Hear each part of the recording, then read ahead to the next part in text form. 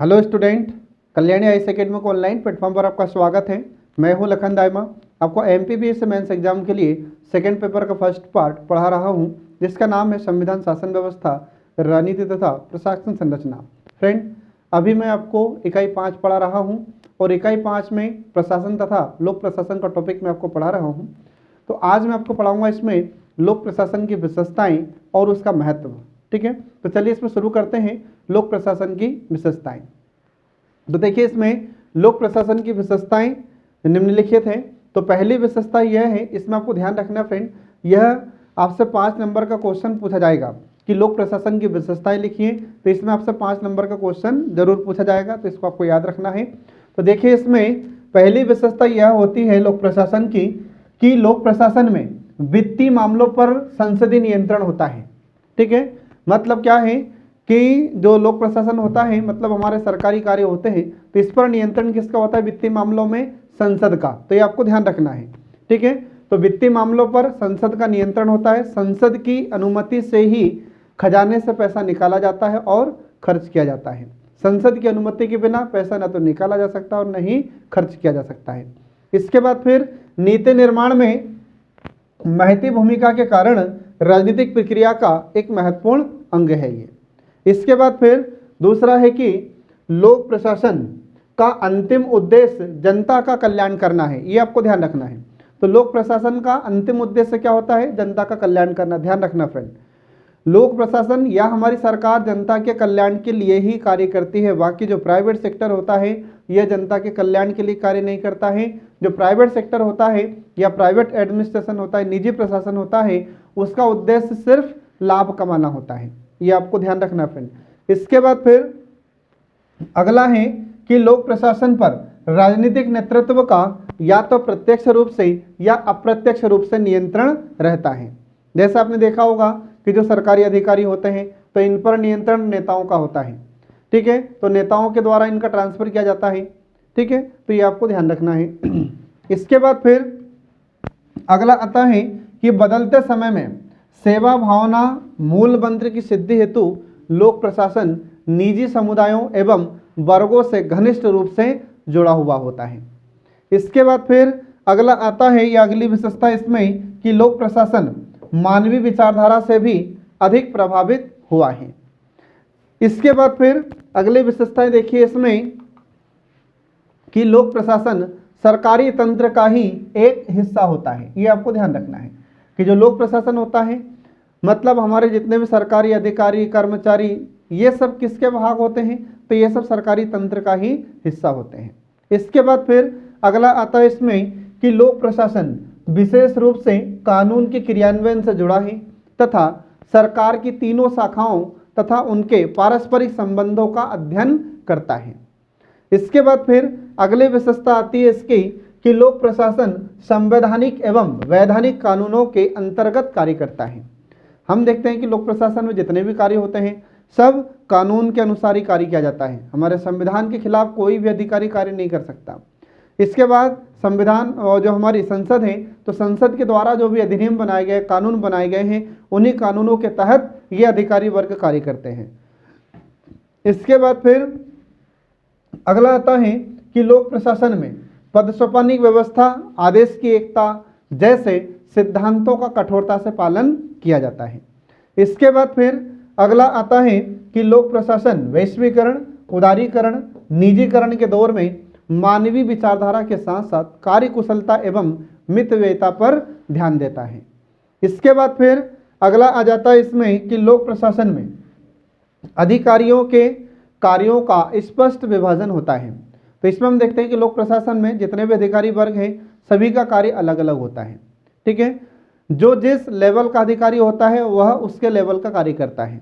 ठीक है, जो उच्च अधिकारी होगा तो वह उसके उच्च स्तर का कार्य करेगा और जो निम्न कर्मचारी होगा वह अपने निम्न स्तर का कार्य करेगा। ठीक है, तो इसमें सभी का कार्य स्पष्ट होता है, सभी के कार्यों का स्पष्ट इसमें विभाजन होता है, इसमें कार्यों का कोई दोहराव नहीं होता। ये आपको ध्यान रखना है फ्रेंड, ये इसकी विशेषता है, आपसे 5 नंबर में पूछी जा सकती है। इसके बाद आगे देखिए लोक प्रशासन का महत्व। ठीक है, तो इसमें देखिए तो लोक प्रशासन आधुनिक समाज का एक अनिवार्य अंग बन गया है, जिसने उस चीज का उद्भव देखा है। प्रशासकीय विचारक इसे प्रशासकीय राज्य कहते हैं। जो प्रशासकीय विचारक होते हैं ये लोग प्रशासन को क्या कहते हैं, ये प्रशासकीय राज्य कहते हैं। इसका अर्थ है कि गर्भ से कब्र तक व्यक्तियों की प्रत्येक गतिविधि प्रशासनिक एजेंसियों के द्वारा निर्देशित और नियंत्रित की जाती है। इसका अर्थ यह हुआ कि जब कोई भी बच्चा माँ के गर्भ में रहता है तो माँ के गर्भ में जब बच्चा रहता है तो उसी समय से सरकार के द्वारा कई कल्याणकारी योजनाएं चलाई जाती हैं। इसके बाद फिर बच्चे का जन्म होता है, फिर बड़ा होता है, फिर स्कूल के लिए सरकार उसे सहायता देती है। ठीक है, जब बच्चा सरकारी स्कूल में पढ़ता है तो फिर उसके दौरान उसे स्कॉलरशिप दी जाती है। इसके बाद में फिर उसे ड्रेस दी जाती है, खाना दिया जाता है, छात्रावास सुविधा प्रदान की जाती है। इसके बाद फिर रिजर्वेशन या आरक्षण जैसी सुविधाएं प्रदान की जाती है। इसके अलावा और भी जन कल्याणकारी योजनाएं सरकारी बहुत सारी चला रही है। ठीक है, तो इसको कहा जाता है गर्भ से लेकर कब्र तक व्यक्तियों की या जनता की सरकार सहायता कर रही है। कई कल्याणकारी योजनाएं सरकार चला रही है और इन कल्याणकारी योजनाओं के माध्यम से आम जनता का कल्याण सरकार के द्वारा किया जा रहा है। ठीक है, और लोक प्रशासन के महत्व संबंधित कुछ प्रतिष्ठित विद्वानों के कथन है जो आपको याद रखना है। तो लोक प्रशासन के कुछ प्रसिद्ध विद्वानों में पहला नाम आता है एल.डी. वाइट का। ये अधिक प्रसिद्ध विद्वान है लोक प्रशासन के। तो इन्होंने कहा था लोक प्रशासन के महत्व के बारे में कि लोक प्रशासन आधुनिक शासन व्यवस्था का केंद्र बिंदु है, ये इन्होंने कहा था। इसके बाद फिर दूसरा आता है आर्डवे टीट। ठीक है, इन्होंने कहा था कि प्रशासन एक नैतिक कार्य है और प्रशासक एक नैतिक अभिकर्ता है। ये इसकी परिभाषा बहुत इंपॉर्टेंट है, आर्डवे टीट की एग्जाम में भी कई बार पूछा जाता है इससे। तो आपसे एग्जाम में क्वेश्चन पूछ सकता है कि आर्डवे टीट के अनुसार लोक प्रशासन का महत्व बताइए। तो आपको 3 नंबर में जब ऐसा क्वेश्चन पूछा जाता है तो ये स्टेटमेंट या यह कथन आपको लिखना होगा। इसके बाद फिर अगले आ जाते हैं बियर्ड। तो इन्होंने कहा है कि समकालीन सभ्यता की कुंजी है लोक प्रशासन, ये इन्होंने कहा है। इसके बाद फिर अगला आ जाता है हेनरी फेयोल। तो हेनरी फेयोल ये भी लोक प्रशासन के विद्वानों में से एक है, बहुत प्रसिद्ध है ये भी। तो इन्होंने कहा है हेनरी फेयोल ने कि प्रशासनिक प्रक्रिया सार्वभौमिक होती है, मतलब ये सभी जगह विद्यमान होती है। इसके बाद फिर अगला जाता है ड्वाइट वाल्डो। ठीक है, डी वाल्डो का मतलब होता है ड्वाइट वाल्डो। तो इन्होंने कहा है कि लोक प्रशासन सांस्कृतिक जटिलता का ही एक हिस्सा है और इस पर काम होता ही नहीं बल्कि यह खुद भी काम करता है और मनुष्य के कल्याण को अपना आदर्श मानते हुए रचनात्मक शक्ति है ये आपको ध्यान रखना है। ठीक है, इसके बाद फिर अगले विद्वान आते हैं पॉल एच एपलबी। तो जो पॉल एच एपलबी है इन्होंने कहा है कि प्रशासन सरकार का आधार है और कोई भी सरकार प्रशासन के बिना कायम नहीं रह सकती।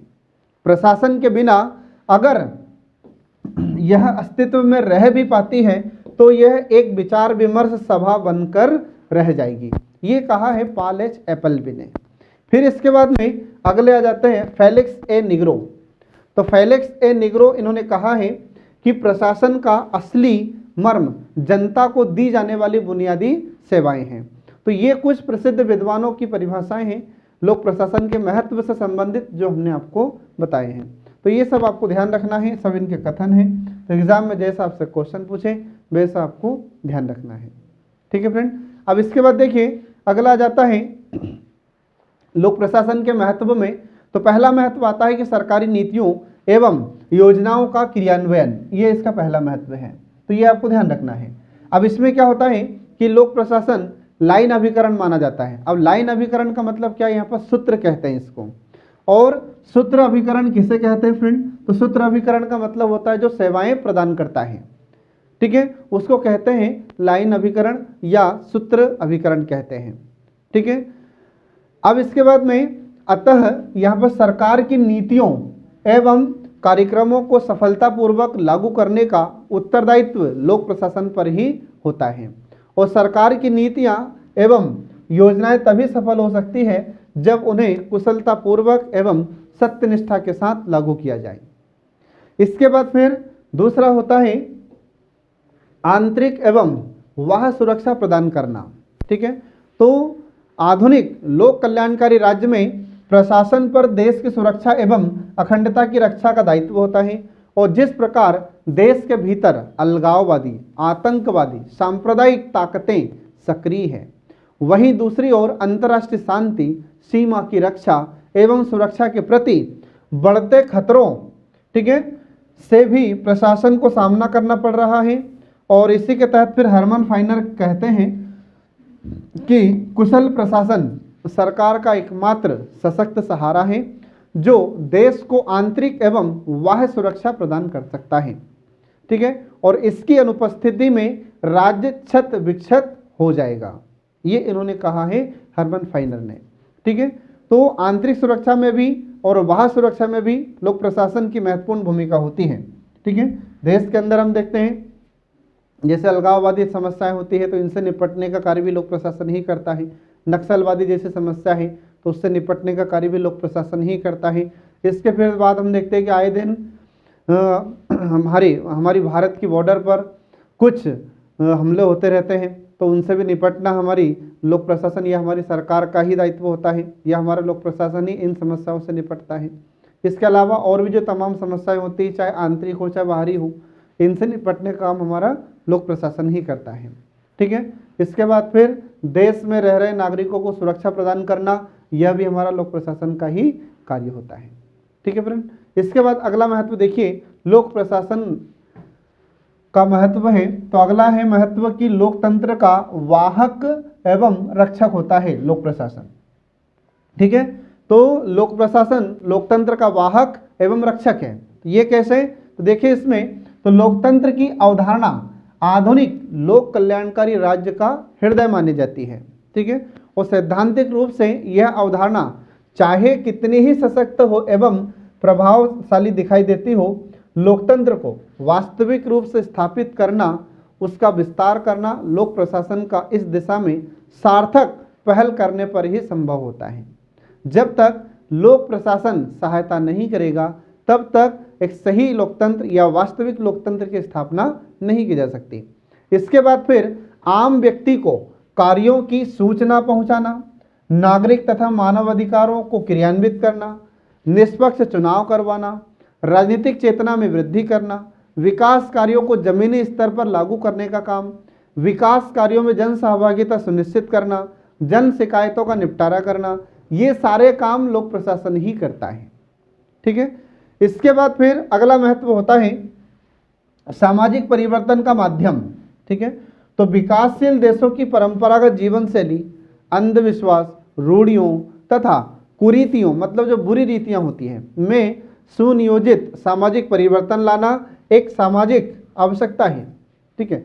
और सुनियोजित सामाजिक परिवर्तन के लिए शिक्षा, राजनीतिक चेतना, आर्थिक विकास, संविधान, कानून, मीडिया, दबाव समूह तथा जो स्वयंसेवी संगठन होते हैं, तो स्वयंसेवी संगठनों सहित प्रशासन भी एक मंत्र माना जाता है, ठीक है। और लोक प्रशासन न केवल सामाजिक परिवर्तन का एक हथियार होता है बल्कि सामाजिक नियंत्रण का एक माध्यम भी होता है। समाज को नियंत्रित करने का कार्य, इसमें समाज को नियंत्रित करने में भी लोक प्रशासन की भूमिका होती है। इसके बाद फिर समाज के लिए कल्याणकारी कार्यों को बढ़ावा देने में भी लोक प्रशासन का अधिक महत्व होता है। तो ये सब आपको ध्यान रखना फ्रेंड, ये इसके महत्व हैं। एग्जाम में आपसे 5 नंबर में भी पूछा जा सकता है और 11 नंबर में भी आपसे पूछा जा सकता है। इसके बाद फिर अगला देखिए इसमें लोक कल्याणकारी राज्य के रूप में। अब लोक कल्याणकारी राज्य के रूप में देखिए लोक प्रशासन तो आधुनिक रूप में सरकार का आंतरिक एवं सुरक्षा तथा न्याय व्यवस्था के साथ साथ से संबंधित कार्यों को भी करना होता है। जो लोक प्रशासन होता है तो यह सरकार का आंतरिक और सुरक्षा तथा जो न्यायिक कार्य होते हैं या न्यायिक व्यवस्था संबंधित कार्य होते हैं, तो ये सारे कार्य भी लोक प्रशासन के द्वारा किए जाते हैं। इसके बाद फिर और भी जो जन कल्याणकारी कार्यक्रम होते हैं तो उनको लागू करने में भी लोक प्रशासन महत्वपूर्ण भूमिका निभाता है। इसके बाद फिर जितने भी सरकार के द्वारा योजनाएं चलाई जाती है तो इनको भी मूर्त रूप देने में लोक प्रशासन महत्वपूर्ण भूमिका अदा करता है। अब इसके बाद देखिए जवाहरलाल नेहरू के अनुसार, तो जवाहरलाल नेहरू के अनुसार इन्होंने कहा है कि राज्य का आधारभूत कार्य के लिए समान अवसर उपलब्ध अमीरों और गरीबों के मध्य अंतर की तथा रहन सहन के स्तर को ऊंचा उठाना, ये इसका काम होता है। इसके बाद फिर लोक कल्याणकारी राज्य में प्रशासन सभी स्तर पर न केवल शिक्षा की व्यवस्था करता है बल्कि विशिष्ट शिक्षणों जैसे मेडिकल, इंजीनियरिंग, व्यावसायिक शिक्षा आदि के लिए भी व्यवस्था करता है। इसके बाद फिर अगला महत्व है इसका कि भारत का संविधान भी नीति निर्देशक तत्वों के माध्यम से समाज के जो दीन दुखी लोग होते हैं तथा निर्योग्यताग्रस्त व्यक्ति होते हैं तो इनके लिए राज्य के द्वारा विशेष प्रयासों तथा कल्याण कार्यक्रमों के लिए लोक प्रशासन को निर्देश देता है। और इस प्रकार समस्त जो मूलभूत मानवीय सामाजिक सेवाओं जैसे चिकित्सा सुविधा, स्वास्थ्य, परिवार कल्याण, इसके बाद शिक्षा, ऊर्जा, परिवहन, जनसंचार, कृषि, उद्योग आदि का संचालन प्रशासन के माध्यम से ही संभव हो पाता है। तो ये सब आपको ध्यान रखना है फ्रेंड, ठीक है। तो ये लोक कल्याणकारी राज्य के संबंध में लोक प्रशासन का महत्व होता है। अब इसके बाद देखिए आगे अगला आता है प्रशासनिक राज्य के रूप में कि प्रशासकीय राज्य शब्द का प्रयोग सबसे पहले सन 1948 में ड्वाइट वाल्डो ने, नाम ध्यान रखना आपको, तो ड्वाइट वाल्डो ने 1948 में शब्द का प्रयोग किया था और इन्होंने एक पुस्तक लिखी थी। उस पुस्तक का नाम था एडमिनिस्ट्रेटिव स्टेट। तो एडमिनिस्ट्रेटिव स्टेट पुस्तक में ड्वाइट वाल्डो ने प्रशासकीय राज्य शब्द का उपयोग किया था, ये आपको ध्यान रखना सबसे पहली बार 1948 में। इसके बाद फिर सन 1957 में एफ.एम. मार्क्स ने अपनी पुस्तक द एडमिनिस्ट्रेटिव स्टेट, ठीक है, तो द एडमिनिस्ट्रेटिव स्टेट में इस शब्द की विस्तृत व्याख्या को शासन की योजनाओं एवं कार्यक्रमों को लागू करने का कार्य लोक सेवकों अर्थात प्रशासन द्वारा संपन्न किया जाता है ताकि समाज में स्थिरता स्थापित की जा सके।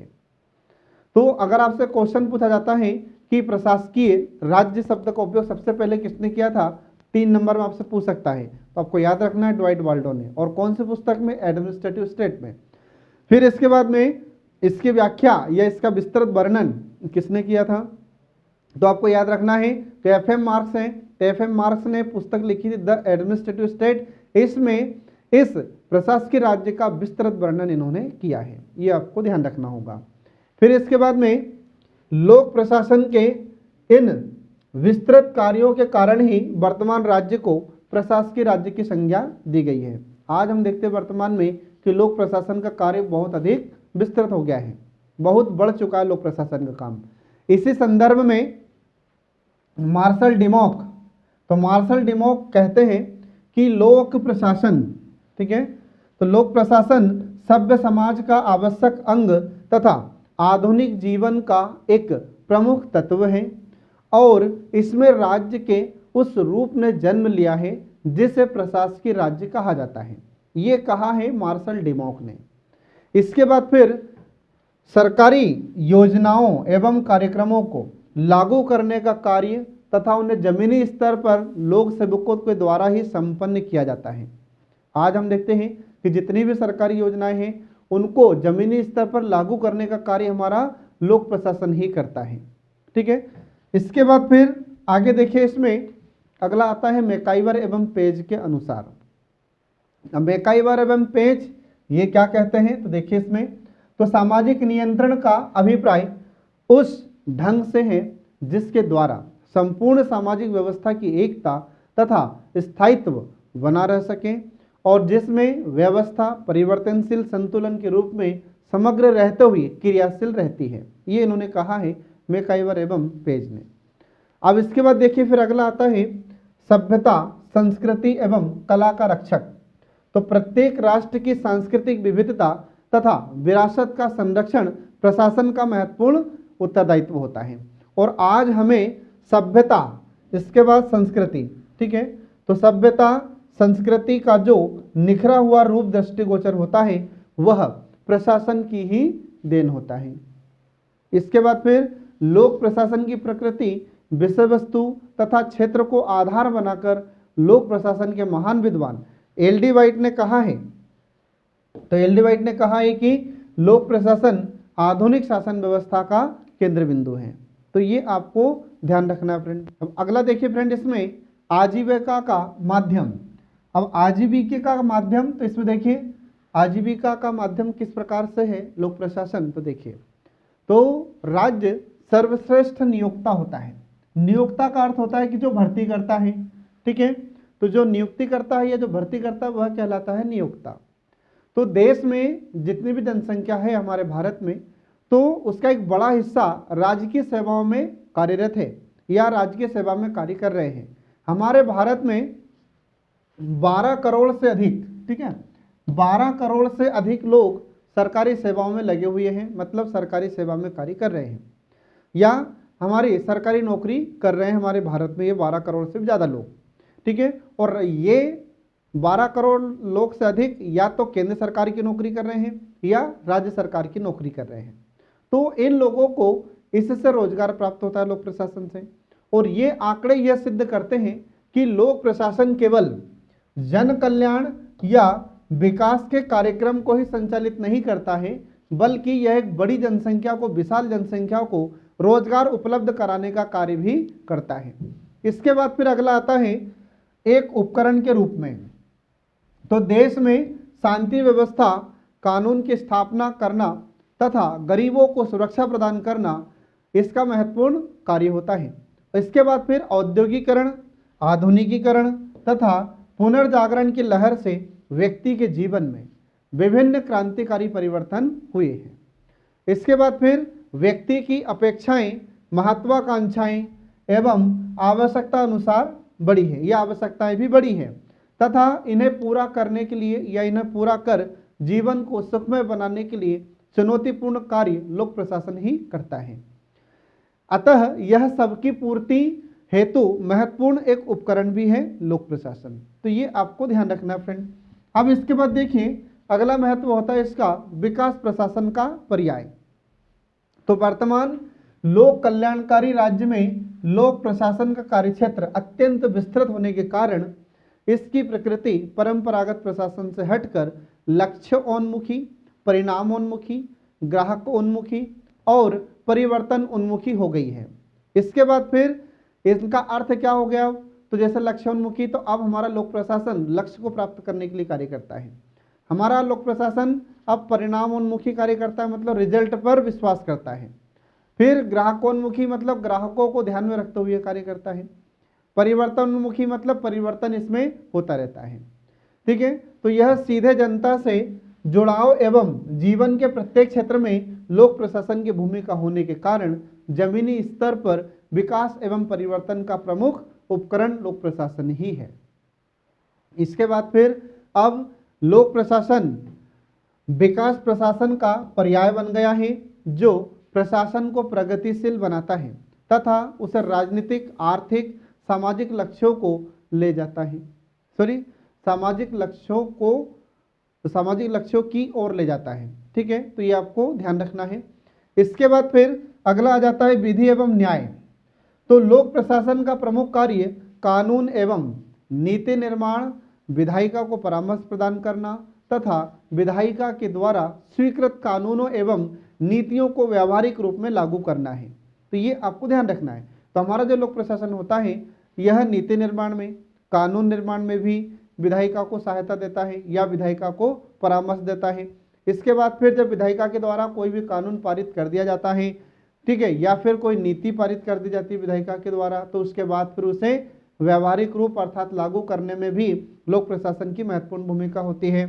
फिर इसके बाद में लोक प्रशासन के जनक जो वुड्रो विल्सन है, तो वुड्रो विल्सन ने कानून के विस्तृत एवं व्यवस्थित प्रयोग का दूसरा नाम लोक प्रशासन ही बताया है।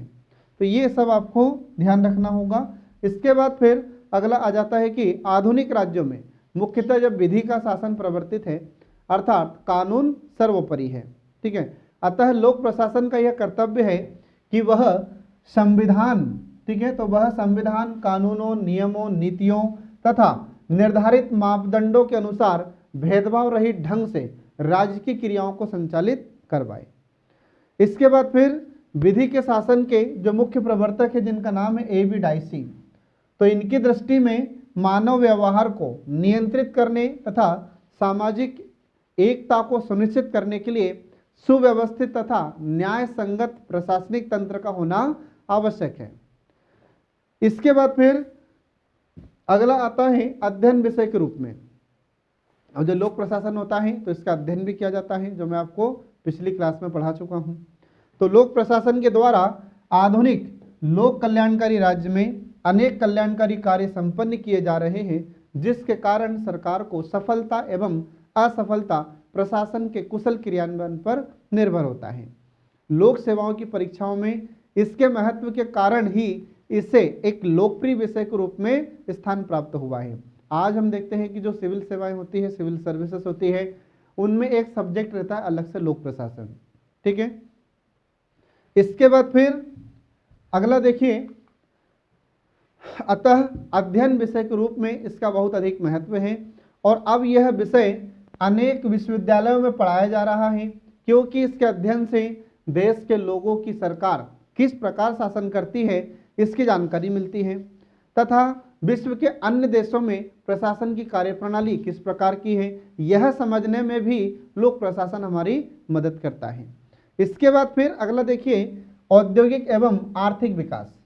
तो विश्व का प्रत्येक देश उपलब्ध प्राकृतिक, भौगोलिक, तकनीकी, वित्तीय तथा मानवीय संसाधनों के अनुरूप सभी, ठीक है, तो सभी प्रकार के उद्योगों का विकास करता है, ताकि आर्थिक न्याय की स्थापना सहित राष्ट्रीय अर्थव्यवस्था को मजबूत बनाया जा सके।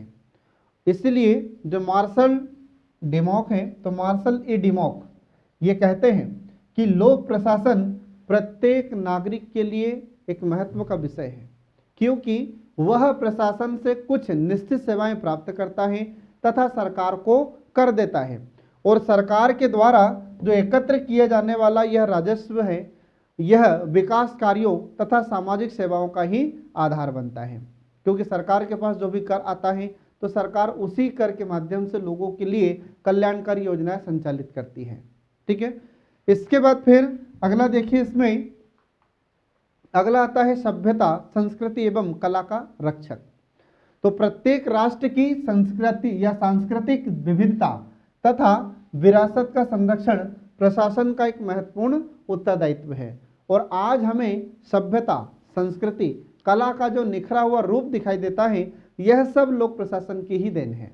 ठीक है, और लोक प्रशासन की प्रकृति, विषय वस्तु तथा क्षेत्र को आधार बनाकर लोक प्रशासन के महान विद्वान जिनका नाम है एल.डी. वाइट, इन्होंने कहा है कि लोक प्रशासन आधुनिक शासन व्यवस्था का एक केंद्र बिंदु है। ये एल.डी. वाइट ने कहा है। ठीक है फ्रेंड, तो ये आपको ध्यान रखना है। तो इस प्रकार से यहाँ पर लोक प्रशासन का महत्व समाप्त हो जाता है। तो 5 नंबर में भी आपसे क्वेश्चन पूछा जा सकता है और 11 नंबर में भी लोक प्रशासन का महत्व आपसे पूछा जा सकता है। तो ये आपको ध्यान रखना है। ठीक है, अब इसके आगे देखिए, अब आ जाता है संगठित सामाजिक जीवन में लोक प्रशासन का योगदान। अब सामाजिक जीवन में लोक प्रशासन का योगदान क्या है, तो ये देखिए इसमें। तो पहला आ जाता है लोकपालिक। तो लोकपालिक इसका तात्पर्य क्या हो जाता है, तो जनता को या जनसाधारण की शिकायतों तथा सेवाओं की कमियों को सुधार कर निरंतर कुशलता प्राप्त करना लोक प्रशासन का लक्ष्य होता है, और समाज सेवा ही लोक प्रशासन की संतुष्टि होती है। तो लोक प्रशासन का जो मुख्य उद्देश्य होता है वह जनता का कल्याण करना होता है, जनता की जो समस्याएं होती है उसका समाधान करना होता है। इसके बाद फिर जो जनता की शिकायतें होती हैं उन शिकायतों का निपटारा करना इसका कार्य होता है। इसके बाद फिर जो कमियां रहती हैं उन कमियों में सुधार करना इसका कार्य होता है। इसके बाद फिर अगला आ जाता है ज्ञान मीमांसात्मक। तो इसका मतलब क्या होता है, देखिए, तो सरकार के ढांचे तथा कार्यों के बारे में सही, व्यवस्थित तथा वैज्ञानिक ज्ञान निर्मित करने का कार्य भी लोक प्रशासन ही करता है। इसके बाद जैसे तथ्यों, सूचनाओं, ठीक है, तथा आंकड़ों के आधार पर विश्लेषण करके लोक प्रशासन ज्ञान की विशिष्ट शाखा के सिद्धांत बनाता है। इसके बाद फिर अगला आ जाता है तकनीकी। लोक प्रशासन के ज्ञान को तकनीक तथा विशेषज्ञता के साथ क्रियान्वित करके जन समस्याएं हल की जाती हैं, और यह सरकार मतलब राजनीतिक कार्यपालिका को विशिष्ट ज्ञान और परामर्श भी प्रदान करता है, सलाह प्रदान करता है लोक प्रशासन।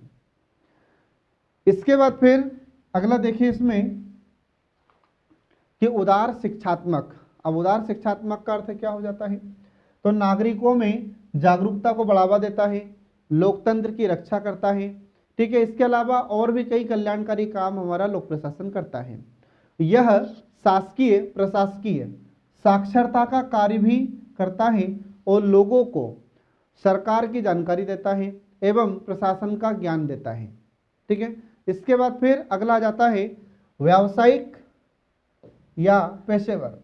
तो लोक नीति सार्वजनिक सेवाओं, सार्वजनिक कानूनों तथा राजनीतिक या राजकीय संगठनों से संबंधित प्रशिक्षण प्रदान कर यह श्रेष्ठ सेवक भी तैयार करता है।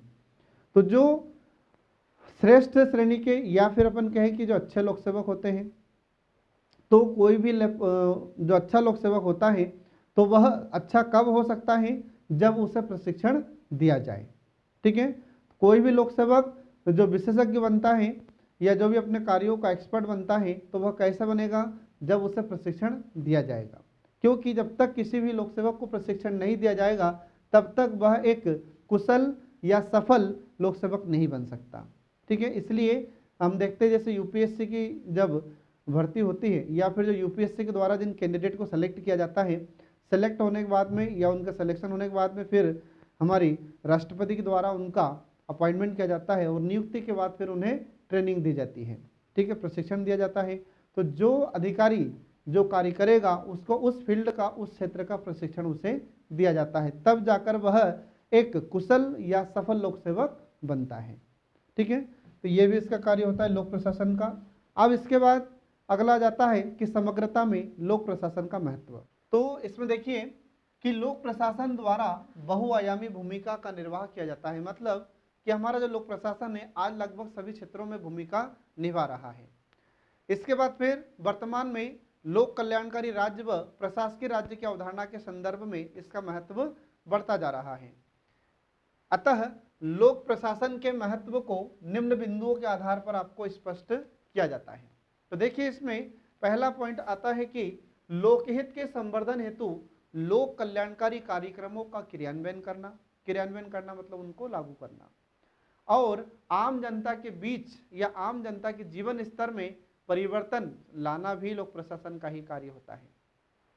इसके बाद फिर अगला पॉइंट आता है कि देश में कानून व्यवस्था का अनुरक्षण करना, या जो कानून व्यवस्था होती है उसकी रक्षा करना, समाज के अंतर्गत जो कुप्रथाएं होती हैं जैसे बाल श्रम होता है, इसके बाद फिर शोषण होता है, दहेज प्रथा जैसी समस्या होती है, सती प्रथा जैसी समस्या होती है, तो इस प्रकार की जो प्रथाएं हैं या कुप्रथाएं हैं इनको नियंत्रित करना। इसके बाद फिर समय के अनुसार परिवर्तनों द्वारा सामाजिक परिवर्तन स्थापित भी करना लोक प्रशासन का ही कार्य होता है।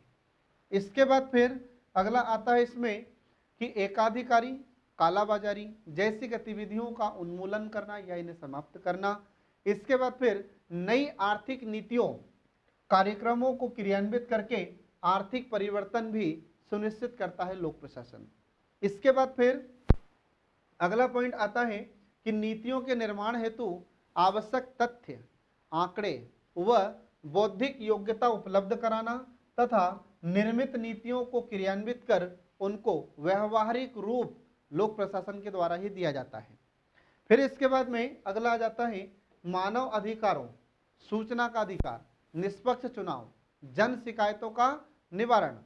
इसके बाद फिर शासन कार्यों में जन सहभागिता सुनिश्चित करने संबंधित दायित्वों का निर्वाह भी लोक प्रशासन के द्वारा ही किया जाता है। इसके बाद फिर अगला आ जाता है प्रत्यायोजित कानून, प्रत्यायोजित मतलब डेलीगेट करना, सौंपना।